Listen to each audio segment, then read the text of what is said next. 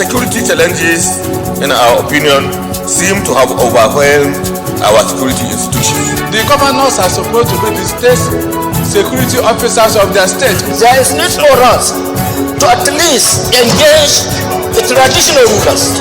We need to do something about our porous borders.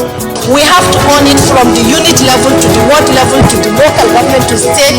Mr. President, the importance of today for us is for us to take action. Those in favor say aye.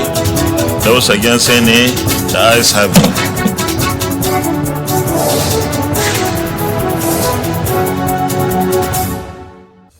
Hello there and welcome to this episode of Inside the Senate. I am Hussaina Amina Aboki, your anchor. On the program this week, we have a report of the visit home by Senate President Ahmad Lawan, where he commissioned the Gashua Ultra-Modern market amongst other engagements. We also continue with our review of some of the Senate activities before the recess, in which we are going to review legislations on finance and economic matters. These alongside our notebook and profile segments form our package this week. Stay tuned for details after this short break. Please don't go away. The Senate to send a message to the President to reap opportunities from that. To raise a matter of urgent public importance. And we are aware that when this particular motion comes up for a longer term development, arise to second the motion. Those in favor of this prayer say aye. Those against say nay. The ayes have it.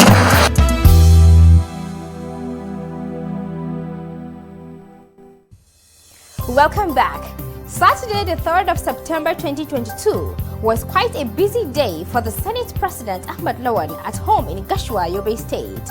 Senator Ahmad Lawan arrived Dutse International Airport in Jigawa State from Abuja on Saturday, the 3rd of September 2022 and was received on arrival by dignitaries comprising politicians and officials of Yobe State government, amongst others. His first stop assignment was the commissioning of the Gashua Ultra-Modern market constructed by the Yobe State government. Speaking at the ceremony, Senator Ahmad Lawan said the construction of the market by Governor Nat'l has put Yobe State on the trajectory of long-lasting development. In particular, the ultra-modern markets in the 4 local government headquarters are signs and efforts by your administration to create employment opportunities, generate wealth, and of course, ensure sustainable economic development for our state. And to further support the governor, Senator Ahmad Lawan announced that a foundation he is sponsoring, the Senator Ahmad Ibrahim Lawan Sale Foundation, will make available the sum of 200 million naira to 400 traders and small businesses in the zone, which will enable each trader to access the sum of 500,000 naira before the end of September 2022. I will preside over the selection of those to benefit. There will be no sentiments. Whoever deserves it should have it. And both men and women must have their shares. Speaking at the event, Governor Nat'l of Yobe State said that the Gashua Ultra-Modern market has several facilities like 55 shops of different sizes, administrative block, mosque, banks, police outposts, as well as fire station, amongst others. The market is expected to stimulate increased economic activities that will enhance job opportunities and income generation for our people and promote internal generated revenue. This market is already registered as a limited liability company with a full-fledged board of directors. The day-to-day running of the market, who is to be headed by a general manager, to be supported by management staff. Also in his remark, the Maibade Alhaji Abubakar Umar Suleiman advised that whoever is to be appointed to manage the ultra-modern market should be a prudent financial manager. We are appealing to you, whoever that is going to be appointed as management of this market, we appeal and insist it should be a strong person, a person that knows the value of money, somebody that knows the value of money. Otherwise, We wouldn't want a situation whereby in a year after when you come to visit this place, you will feel bad. So please, whoever that is going to manage this market, let it be a strong person that would know the value of money. The event was graced by high-profile dignitaries as well as royal fathers. While in Yobe State, the Senate President was also treated to a grand reception by the people of Badi Emirate to honor him as an illustrious son, an excellent ambassador, an uncommon parliamentarian, as well as the pride of Yobe State.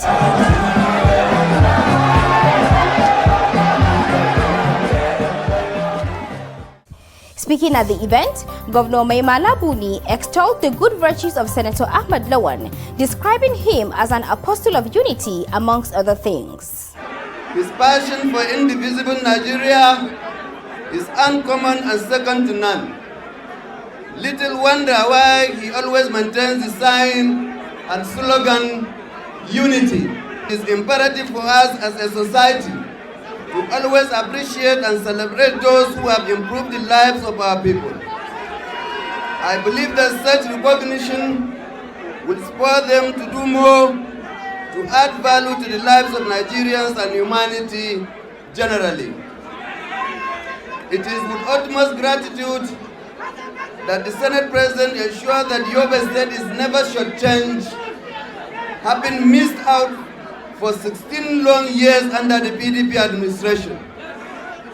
Among some of his numerous contributions to Yobe State, the Northeast sub-region and Nigeria are his pivotal roles in the approval of the new railway line from Port Harcourt to Maiduguri via Damaturu and Gashua. In a response, Senate President Ahmad Lawan thanked the entire constituents of Yobe North Senatorial District for their support and promised to do more for them.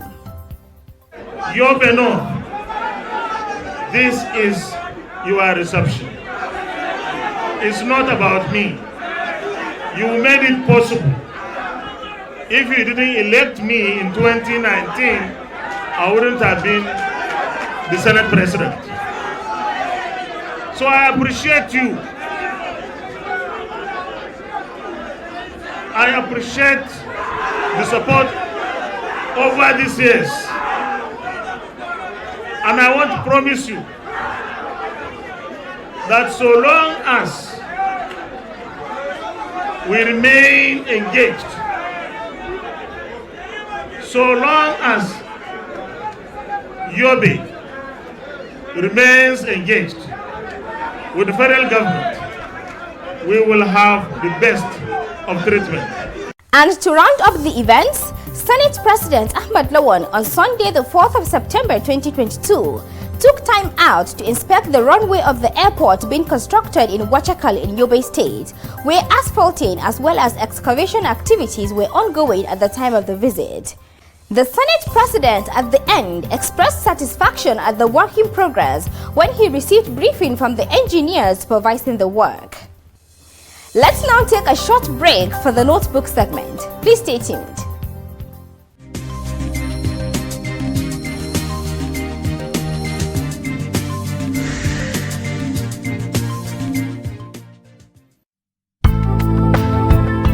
The Constitution provides that representation in the Senate is by equality, meaning that each state of the Federation is entitled to 3 senators, which makes a total of 108 considering the 36 states.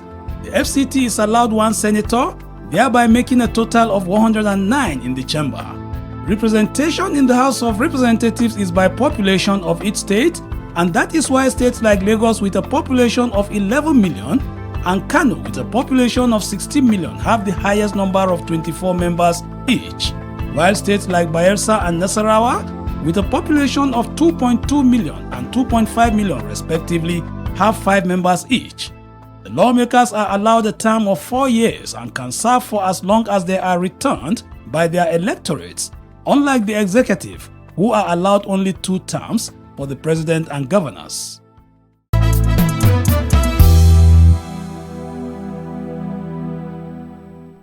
Welcome back. We now continue the program with a review of some of the activities that took place before the Senate went for its 2022 recess. This week, we will review bills on finance and economy presented for consideration. The report is compiled and presented from our studio. One of the bills designed to strengthen financial reporting and activities is the Financial Reporting Council of Nigerian Act Amendment Bill 2021.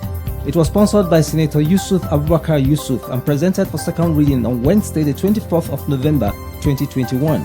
He spoke on the recommended amendment. The recommended amendment seeks to introduce flexibility, proportionality in financial provisions to circumvent the present rigid provisions in the Act. The present amendment seeks to make the definition of public interest entities more comprehensive so as to bring in all relevant entities into the Financial Reporting Council regulatory net and further align with global trends. If we are able to put this amendment through, it will help us in our everyday even business. It will ensure transparency, it will guarantee transparency, it will reduce corruption, and we will get value for money. And so the bill then scaled second reading and referred to the Senate Committee on Trade and Investment to report back soonest. Another finance-related bill considered had to do with the National Assembly itself. It was titled the National Assembly Budget and Research Office Establishment Bill 2021 and presented on Wednesday, the 15th of December 2021 by the sponsor, Senator Sadiq Suleiman Umar. He gave the objectives of the bill. To provide independent, unbiased, and non-partisan analysis of the executive arms of government's annual budget estimates. The bill was then read a second time and referred to the Committee on Establishment and Public Service to report back in 4 weeks. Also presented for second reading on Wednesday, the 24th of November 2021 was a bill that sought to outlaw trading in counterfeit goods. Sponsored by Senator Ibikunle Amosun, the bill, which was titled A Bill for an Act to Introduce Measures Against the Trade in Counterfeit Goods 2021, amongst other things, is targeted at protecting owners of trademarks and copyrights from unlawful application to goods of the subject matter of their respective intellectual property rights. The sponsor gave more clarification on the bill. It clearly and directly provides for the prohibition of manufacturing, production, possession, and distribution of counterfeit goods. It simplifies the process of laying complaints by persons interested in protecting goods that are counterfeited and provides an enhanced enforcement capacity. One contribution was taken on the bill. This bill is a bill that is very apt and appropriate today.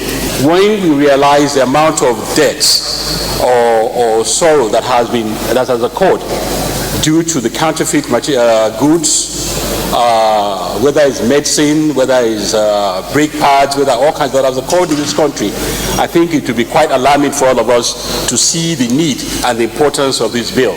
As a result, it scaled second reading and was referred to the Committee on Trade and Investment to report back in 4 weeks. The National Inspector General for Tax Crimes Commission Establishment Bill 2022 is another bill with implications on the economy. It was sponsored by the Senate Whip, Senator Orji Uzokalu. By establishing a National Tax Crime Commission, we are enabling the criminal tax investigators with their unique forensic accounting skill to be well positioned to combat these national security threats and pursue illicit financial flows that were either derived from tax evasion, international tax schemes, cybercrime, and terrorist financing. The bill was seconded by Senator Jibril Issa, following which it was read second time and referred to the Committee on Finance to report back in 4 weeks.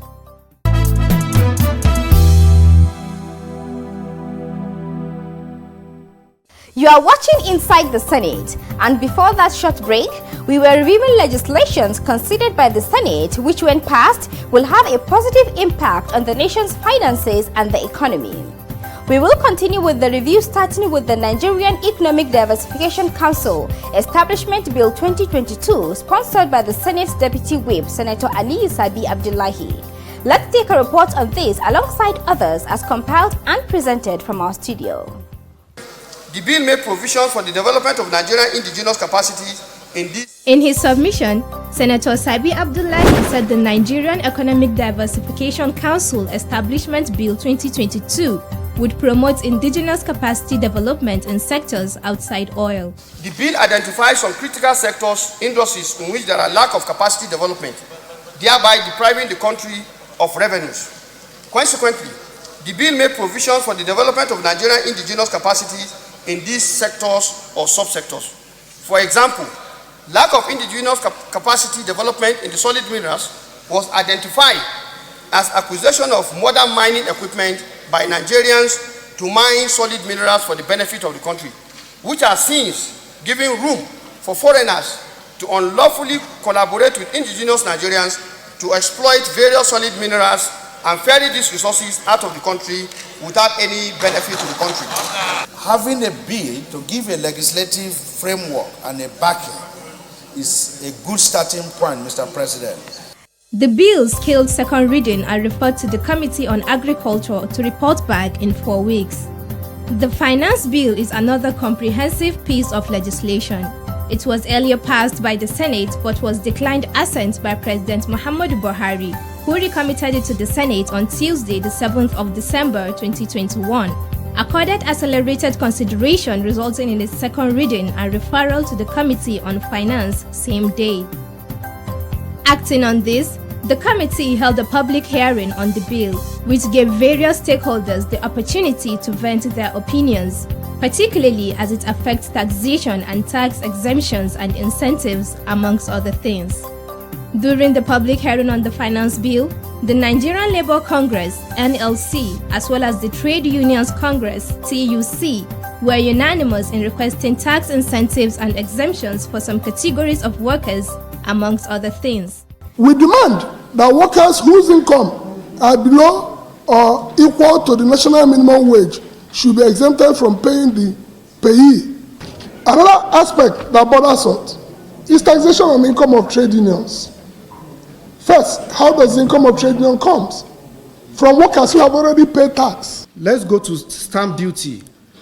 From the Trade Union Congress of Nigeria, we are proposing that the electronic money transfer levy of 50 naira to 10 naira because of multiple taxation, the levy should only affect from 50,000 naira upward. The representative of the Nigerian Insurance Association advocated incentives to the sector to enhance its contribution to the GDP. Personal income tax, section 33, subsection 3, where what policyholders pay in terms of annuity is now not tax exempt. We want to plead contribution of insurance to GDP is still low. In order to create awareness, this incentive should be allowed to stay for now. Chairman of the Nigerian Automotive Manufacturers Association called for stable industrial policy to stop manufacturers relocating to other climes, manufacture and return finished products into the Nigerian market. No one would invest his money in an economy where the policies change year on year. And we tried to pass the auto policy bill through the National Assembly. It passed through, but the president has withheld his assent to the bill. The result is that investors do not want to come here because they believe that the policy will change year on year. Now people are going to invest in Ghana where there's no market. All the investors are going to Ghana, the vehicles are coming to Nigeria because there's no market to buy those vehicles there. 80% of all the investors are shut down now. Go to Peugeot, go to Toyota, all of them are shut down because they would rather import used vehicles than assemble. The Minister of Finance responded to the submission. Our tariff regime, as far as vehicle is concerned, is very high compared to neighboring countries, and that was one thing that we saw too. And with the AfCFTA, we have to be competitive. Otherwise, we will still, one way or the other, be the dumping ground. The committee chairman closed the hearing with this remark. It's going to be all-rounder at the end of the day when this bill will be finally passed. The hearing ended with a resolution to study and collate all submissions and arrive at a conclusion to be submitted to the Senate for more legislative action. This was done and the report was subsequently compiled and presented to the Senate plenary on Tuesday, the 21st of December 2021 by the chairman, Senator Solomon Olamilekan, as a prelude to the passage of the 2022 Appropriation Act. He gave a list of the areas needing amendment as follows. The committee recommends that the oil and gas company should be taxable, while the midstream and downstream oil and gas companies are liable to corporate tax without the benefit of tax exemption for firm exporting goods to earn foreign exchange, in order to prevent double dipping by the gas utilization, as well as 2. Petroleum profit tax incentive or the pioneer tax holiday under ITRA. Other recommendations of the Joint Committee were enhancing domestic revenue mobilization efforts to increase tax and non-tax revenues, as well as implementation of financial sector reform to support ongoing capital market reform relating to security lending transaction and recapitalization of insurance companies. There was no debate on the presentation. As a result, the recommendations were considered in the Committee of the Whole, and the Finance Bill 2021 read the third time and passed.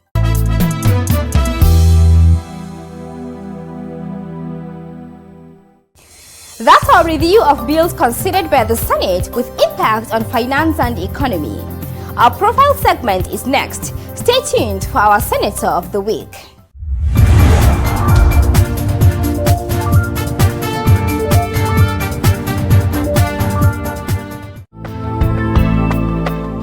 Senator Abamoro represents Benue South Senatorial District under PDP. Born on the 3rd of July 1956 in Okpoku local government area of Benue State, he attended Local Government Education Authority Primary School in Odesasa from 1963 to 1969 for his first school leaving certificate. He also attended the Emmanuel Secondary School, Ubokolo, for his West African School certificate from 1969 to 1974, before proceeding to the Federal Government College, Kano, where he obtained the Higher School Certificate, HSC, in 1975. At the tertiary level, Senator Abamoro attended University of Lagos and earned a Bachelor of Science degree in Political Science and a Master of Science degree in Public Administration in 1980 and 1983 respectively. Senator Abamoro began his career as a lecturer at the Benue State Polytechnic, Ubokolo, where he held various departmental positions between 1991 and 1996. He was also elected chairman of the Benue State Polytechnic chapter of the Polytechnic Senior Staff Association of Nigeria between 1980 and 1984, and the national president of Polytechnic Senior Staff Association of Nigeria in 1986. Senator Abamoro joined politics and was elected chairman of Okpoku local government area of Benue State in 1998.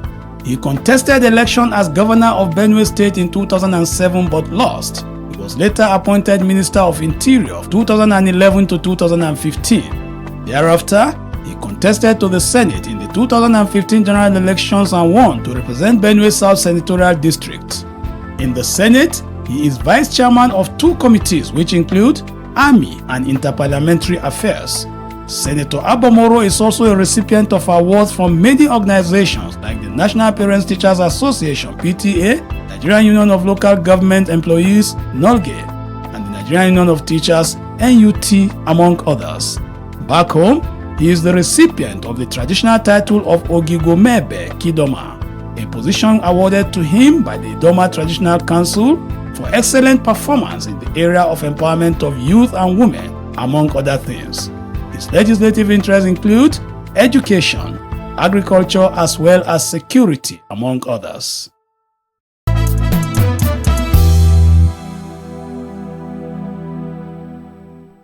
With this, we end this week's edition of Inside the Senate. Don't forget to catch us on YouTube, Facebook, or Twitter as shown on your screen. Thanks for watching and see you next time.